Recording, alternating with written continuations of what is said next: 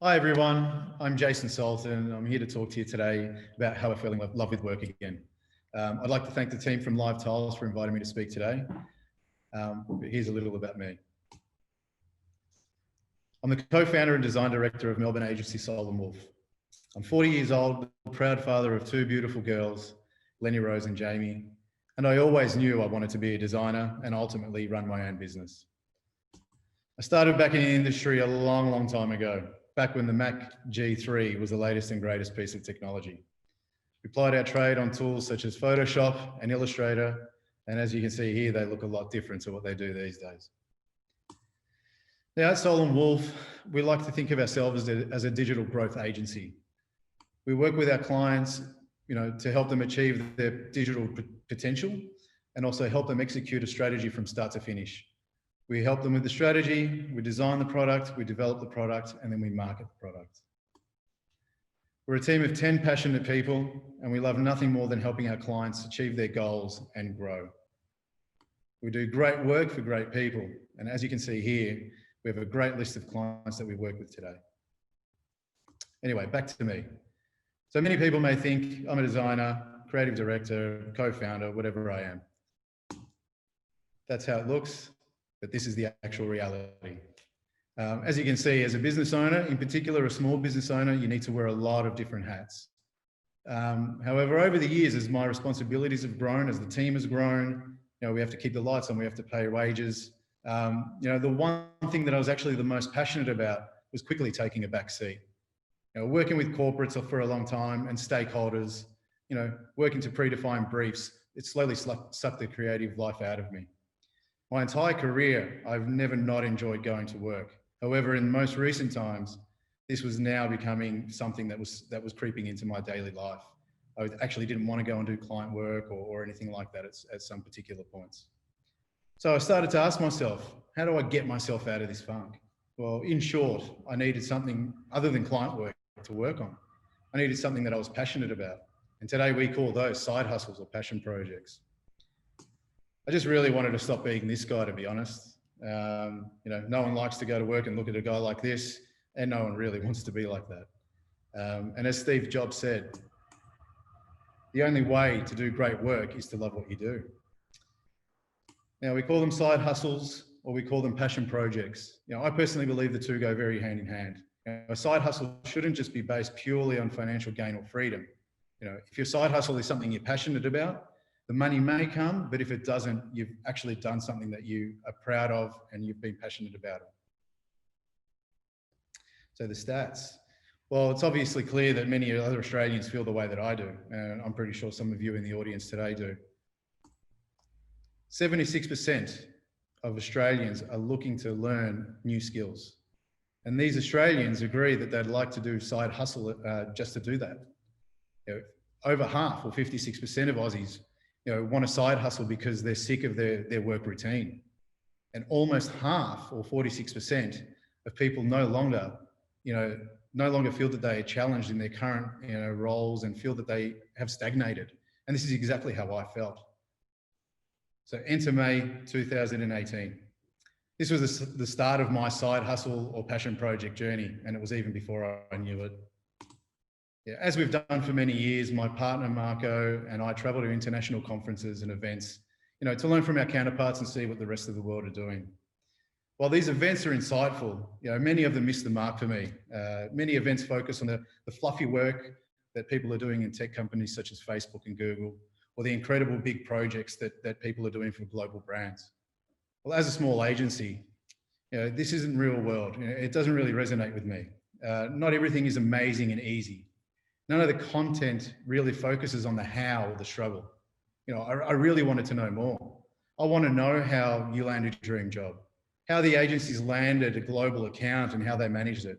How have they navigated their way through all of these challenges? And how have they actually kept the lights on and paid the wages? I wanted to hear the truth. I wanted to hear from people that had experienced what I had.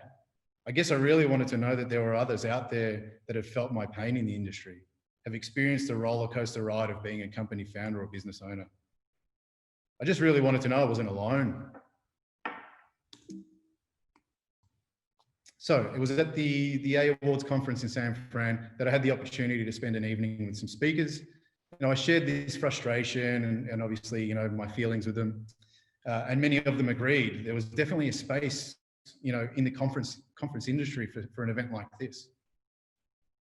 So from that moment, I kind of decided that I was going to develop my own event, an event that I wanted to attend. A no bullshit event that would focus on the good, the bad, the ugly of the digital industry. Sorry about that. I ran the idea past my business partner, Marco. He ended up sharing, a lot of the same thoughts as me. He backed me, he believed in me, he believed in the idea and helped me follow the dream. And most importantly, he allowed the agency to financially support it. So from that day, NoBullshit Conference was born. Over the next 18 months, I traveled to the US no less than 4 times and, a couple of trips to Japan thrown in. I researched a hell of a lot. I met the people running these events, found out the ins and outs of these events, met with potential speakers, identified new speakers. I networked and, established really valuable relationships with these people in the industry. I think I kind of built the event in reverse. I had already locked down a large portion of the speakers without even developing a brand or having booked the venue. So from there, I went back to the basics. Once I had the speakers on board, the real fun kind of started. I got back to what I love. I got back to the creative process and designing. As a designer, there's no greater pleasure than developing a brand from the ground up. I had no limitations. I had no clients to answer to. I had the freedom to bring my own brand to life. So over the next 12 months, I produced 99% of the collateral for the event, after hours, mind you. I was working 15-hour days, fulfilling my agency role and creating my dream by night. I guess I was taking my career into my own hands. While I was tired as hell, still dealing with the stresses of starting a new business and maintaining another, I was actually reinventing myself. I was giving my professional career a lifeline, a purpose, and I was doing it all without the restraints of delivering on a client brief. I was in full side hustle and passion project mode. But it wasn't all about pretty designs. I mean, I'll be honest, I had no fucking idea what I was doing or what I was getting involved in. We had no history, we had no real collateral, we had no following. We had to generate interest and we had to do it fast. Thanks to my awesome team at Soul & Wolf, in the marketing team there, we produced social media ads that grew legs really fast. We had inquiries coming in, we had ticket sales coming in. We were even being hit up by speakers on a daily basis to be a part of the event as they believed in the concept and wanted to come down. However, I knew I couldn't do it alone. So I engaged an incredible event team called Phoenix Creative Management to help us pull it off.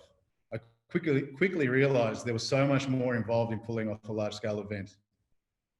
From engaging sponsors, finding suppliers and partners, event launch nights, travel coordination, hotel and accommodation, venue logistics, catering, stage design, music selection, and so much more. And after 12 months of planning, it was time to execute. To say that I was shitting myself would be a complete understatement. Even a couple of days out, the COVID pandemic was just taking place. It threw us some massive curveballs, and we were really scared for the event. But that's actually a talk for another time. We ended up being the last large-scale event in Melbourne before the shutdown. Our only real saving grace was the fact that the Formula One actually cancelled the day after we wrapped. Otherwise, we would have been in a hell of a spot. So the event was held at my favourite venue, the Forum in Melbourne. We had 18 incredible speakers, 10 of those coming from overseas, 300 attendees, 10 sponsors, and we actually created an event that was unique, where the content was honest, was real, provoked discussion, and focused on the people within the industry and not the final work that was being outputted.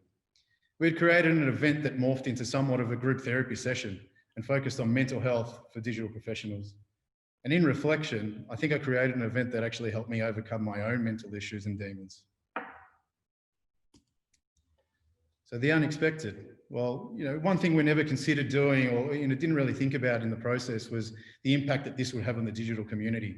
The brand we would build and the movement that we would actually create. And all the hard work didn't go unnoticed. We won no less than 3 awards in our first year, 2 awards for Best New Event in Victoria, and the one that I was actually most proud of was the silver medal for branding and identity at the Melbourne Design Awards. Well, we don't really go into these things to win awards. It's so good and humbling to be recognised for all the hard work that we've put into things. And here's a snapshot of what we created.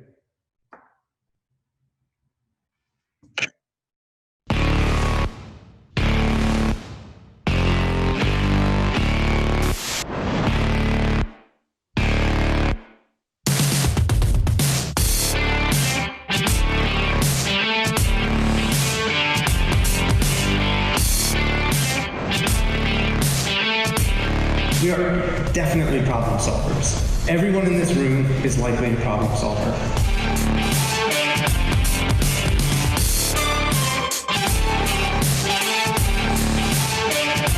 People think empathy is about being nice or being sympathetic or being compassionate. Those are side effects of empathy.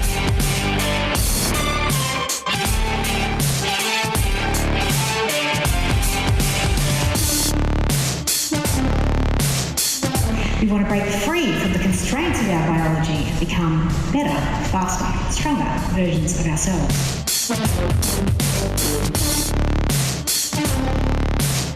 There are a lot of really bad bosses out there. In some form, we've all had them.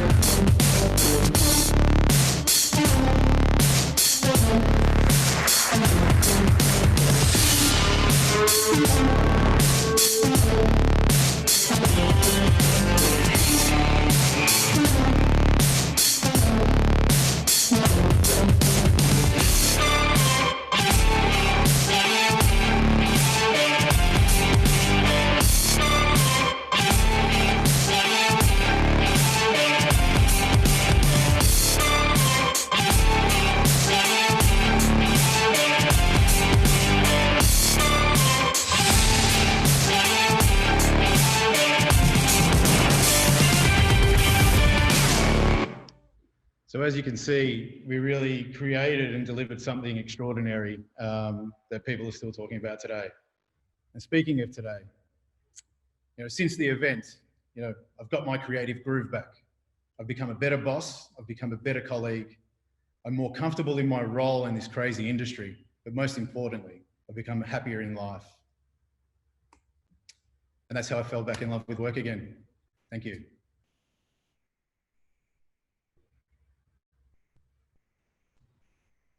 Okay, so I think we've got a little bit of time left to take a couple of questions.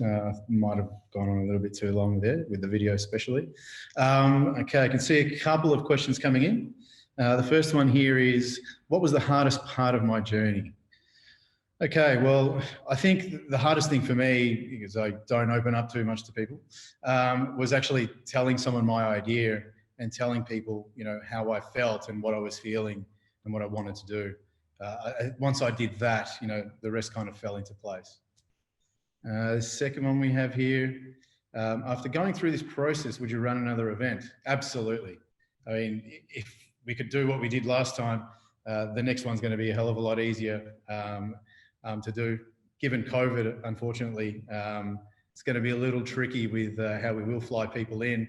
If people need to quarantine and we need to bring out speakers, that's the only thing really holding up things at the moment. Otherwise, we do have some tentative dates booked in for late next year, or we may need to put a fork in it for 2022. And the last question, what advice would you give someone wanting to start a passion project but not sure where to begin?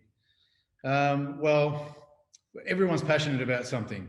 If you don't have something you're passionate about find something. From there, talk to people, research, and jump in. You'll never know unless you give it a go. And no matter how daunting or hard things can be, or they seem, until you get in there, you won't really appreciate the work that you're doing. And just do it. Just give it a go. So that's all the advice I can give you. If you want to hit me up, feel free there. I've got my email address, my Twitter handle, and I've also got the Soultan Wolf website and NoBullshit events website up on the screen there. Hit me up. I'd love to hear from you. Thanks, guys.